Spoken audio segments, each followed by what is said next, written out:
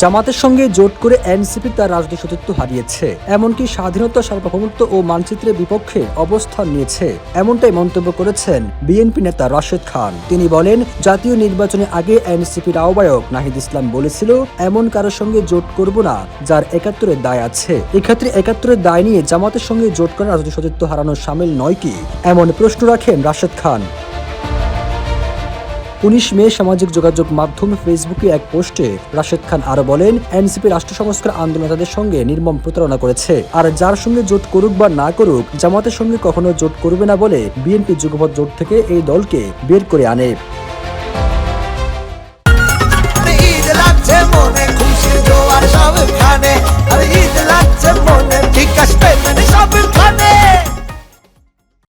বিএনপির এই নেতা আরো লিখেন, এই গণঅভ্যুত্থানের পর অন্তর্বর্তীকালীন সরকারের সময় যে কাঙ্ক্ষিত পরিবর্তন হলো না, এর দায় এনসিপি এড়াতে পারে না। ডক্টর মোহাম্মদ ইউনূস 18 মাস সময় নিয়েছে সংস্কার ও বিচারের জন্য নয়, বরং এনসিপি নামক দল গঠনের জন্য। এক্ষেত্রে ভবিষ্যতে এনসিপি প্রধান হিসেবে ডক্টর মোহাম্মদ ইউনূসকে দেখলেও অবাক হবেন না বলেও জানান তিনি।